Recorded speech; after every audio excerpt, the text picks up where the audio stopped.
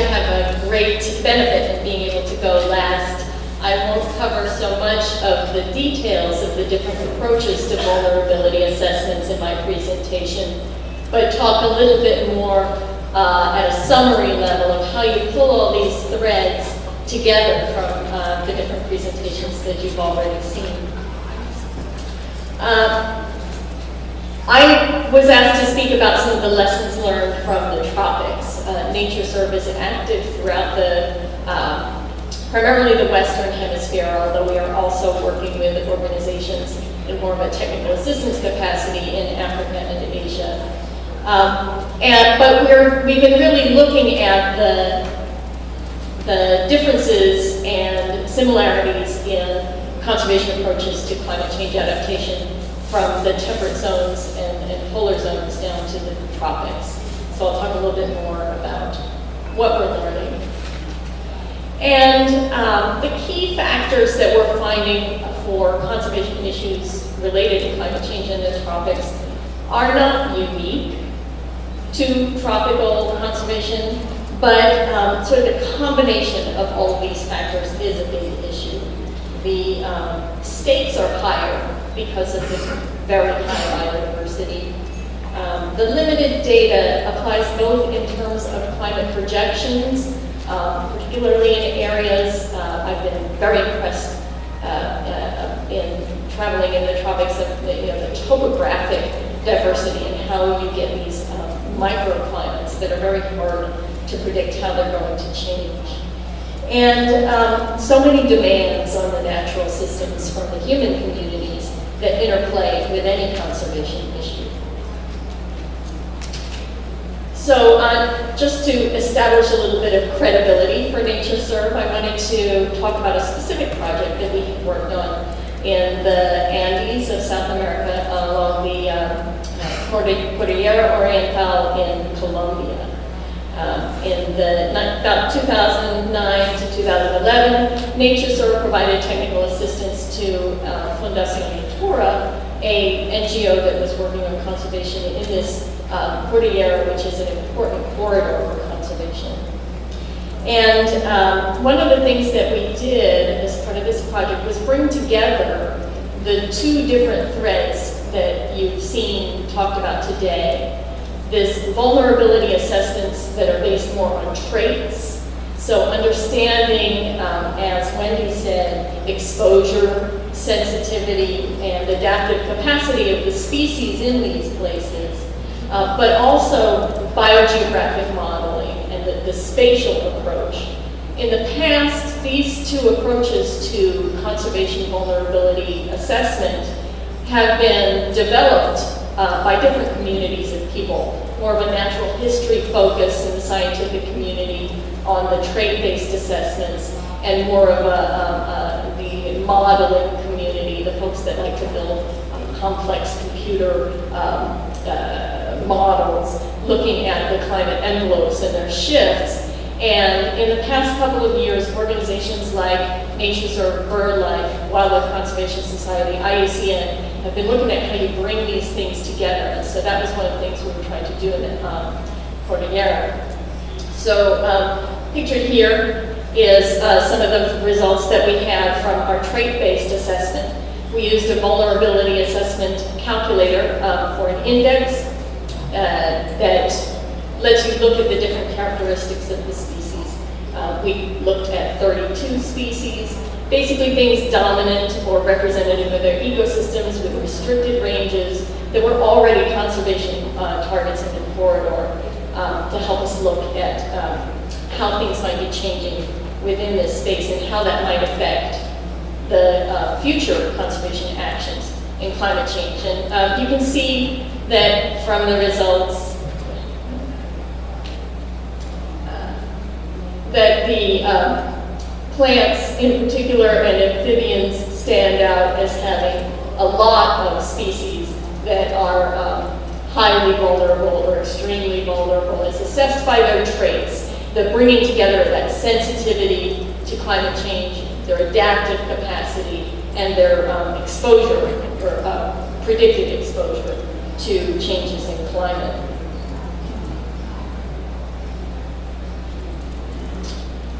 In that same place, this is the Cordillera Oriental in Colombia. We also looked at bioclimatic modeling for these same species. And as you might imagine, we found 4 different types of cases. Situations where if you look at the predicted climate change and the current climate associations with the species, some species we found no significant change in their projected ranges. Or B is an example here of where the range is displaced. It's not necessarily a lot bigger or smaller, but it moves, but not completely away from where it was, and certainly not completely out of our study area, which was in this dark blue. Some for which the range contracted, and some for which the species completely are predicted to be displaced out, or their climate envelope will be displaced out of the area of conservation concern. We had a lot of recommendations and results that came out of this study, but just to touch on a couple of high-level points, the traits assessments and the bioclimatic envelope models showed very different kinds of information. It was really important to look at them together. Things that appeared highly vulnerable because of the trait-based vulnerability assessment might not have always been those things that seem to have big climatic shifts associated with their climate envelopes. One of the things that turned out to be most important in these cases where they were different was whether the species were mobile or not. The ability to move with those climate envelopes actually stood out as a very important when you bring the 2 types of analyses together, the things that created the most vulnerability. So just to state the obvious, that being able to have connectivity between these places and the climate envelopes are predicted to move is really important. And the high elevation areas, as we found in many cases, are also very important.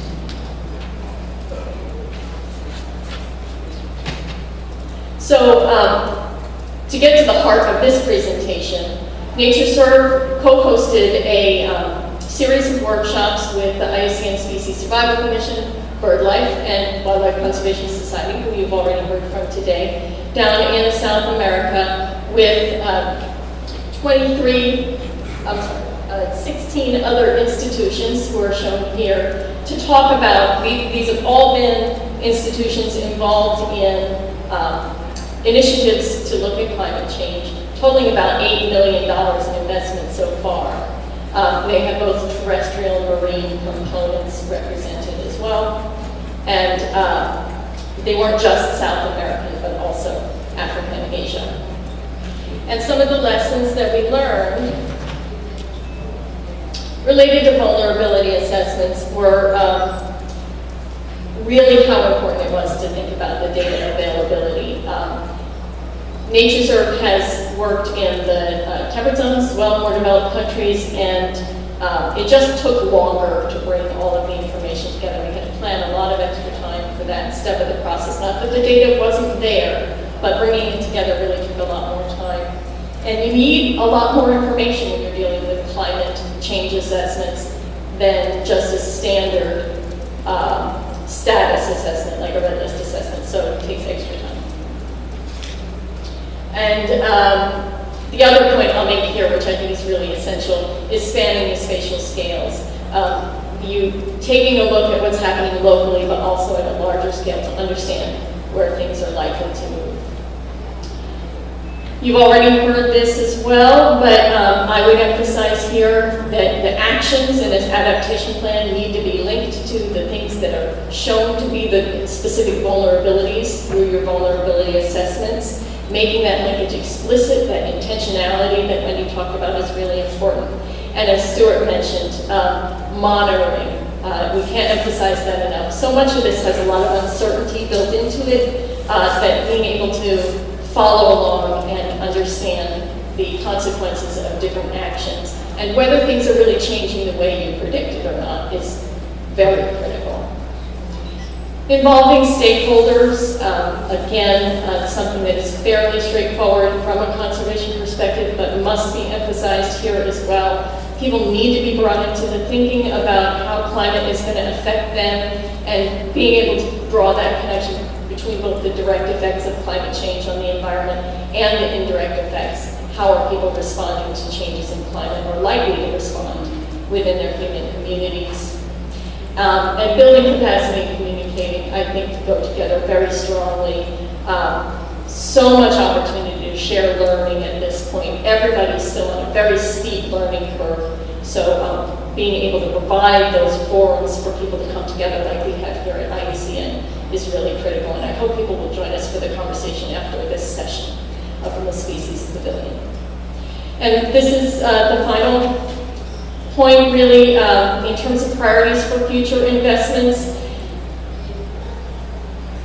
Something that perhaps I haven't touched on in some of my other comments yet is that funding cycles, and this is really aimed at organizations, governments, donors who are doing the funding, really need to be able to span both the vulnerability assessment and the planning stage. A lot of funding so far has been for one component or the other, and it's really important to have that connectivity so that the actions are actually responding to what's identified as the vulnerabilities in those assessments. A few final thoughts on what we're doing as an organization to address this. We do have a vulnerability index that has been specifically modified to be effective in the Andes. We're also working with organizations like BirdLife and others on protected areas assessments, place-based assessments, how you look within an individual place and understand how these other types of vulnerability assessment for the species play out in an important bird area or other type of specific place. And then I'd like to thank the MacArthur Foundation who funded our work and that workshop that we held with WCS, IUCN, and BirdLife. They really helped us to organize our thinking about this. Thank you.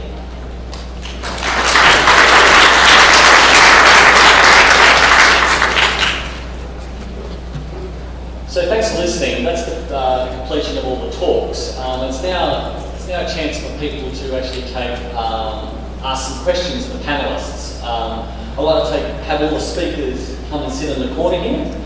And if possible, it would be great to get a series of questions, maybe 2 or 3, so that the panelists could respond. What we're going to do is talk for about 20 minutes or so, and answer questions, and then Steve Williams is going to give a talk on the IUCN Climate Change Specialist Group, which will be a prelude to the meeting at 1 p.m. at the Species Pavilion to discuss what this specialist group is going to be about and what we hope to achieve for the next 4 years of this specialist group. So if all the presenters could take a seat over to the right. And if you have a question, could you please come up and go to one of the microphones and ask away.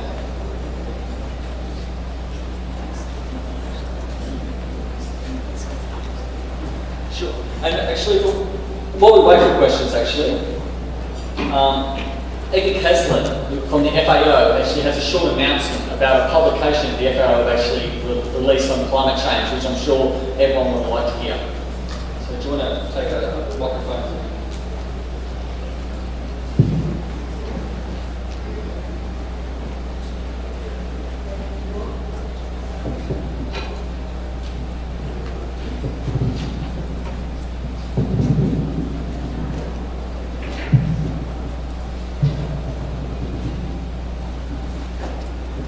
Yes, I think it works. My name is Edgar Keslin. I work for FAO, the Food and Agriculture Organization of the UN, in the Forestry Department as Officer for Wildlife and Protected Area Management. The Forestry Department has quite a strong a lot of work on climate change in general, and recently we became also interested looking at analyzing the impact of climate change on wildlife species. So the latest forestry paper we produced that was launched actually at the Durban conference last December, is called Wildlife in a Changing Climate. I brought a number of copies with me, small numbers. I will leave them with James. So anybody particularly interested is welcome to pick up a copy. Otherwise, on our homepage you can download it also. It's a small contribution looking, at this huge and complex topic of impacts of climate change on a vast amount of biodiversity and species. So it's looking at covering major climate-induced changes, looking at coasts, mountains, forests, savannas, grasslands and steppes. The emphasis is on terrestrial tropical ecosystems, but it's difficult to confine yourself. So, and wildlife is very mobile, as we know.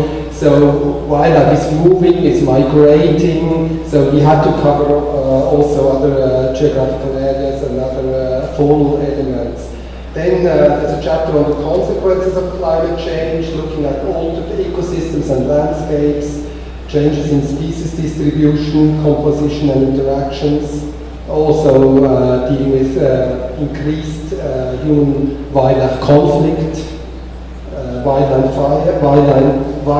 fires, wildlife health and diseases, and invasive species and pests. So a lot of different topics. Then there's a chapter on measures for adaptation to climate change, maintaining current ecosystems, adaptive management approaches, restoring damaged or changing ecosystems, and in general adopting integrated and landscape approaches.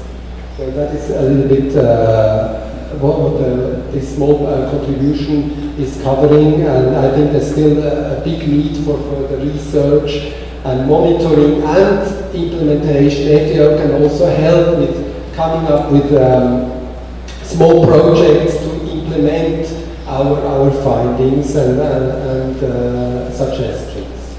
So, as I said, I have a small number of publications which I will leave with James Watson. Maybe I can also conclude saying co-editors besides me have been Ian Redmond and Nigel Dudley, whom probably many of you know.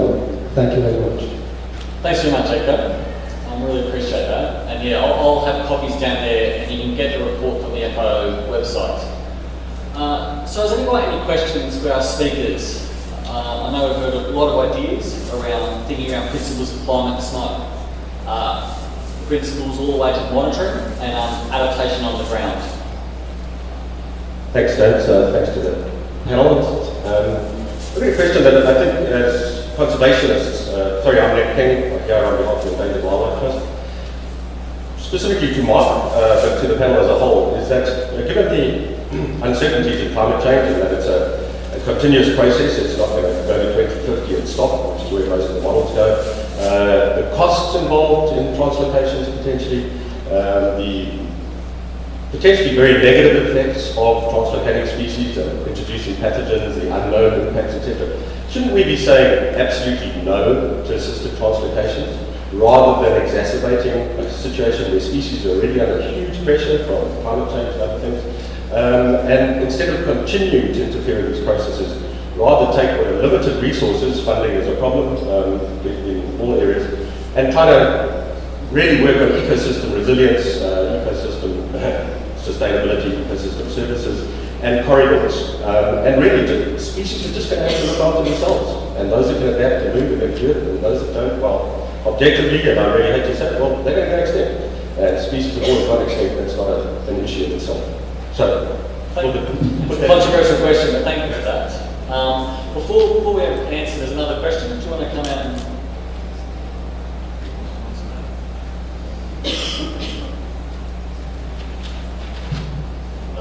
Thank you very much. I would like to express myself in French, but I don't see any ear from there, so I don't know what I will do. May I speak in French? Okay, but I would like to make a linkage between the scientific analysis, assessments, and the political discussions. And last week we we were in Bangkok discussing in the issue of climate change and how we will deal with the future conference in Doha. And really the information are not good. And what we listen today really there is a threat on the wildlife, and I don't see any synergy between the scientific assessment, the Secretariat of the Convention on Biodiversity and climate change. Because in the future, really the vulnerability will be getting higher. We will be facing many difficulties. And if we don't see any synergies, as it has been said at the opening ceremony this morning, to have a synergy between the private sector, the government, and NGOs, really we will be facing problems.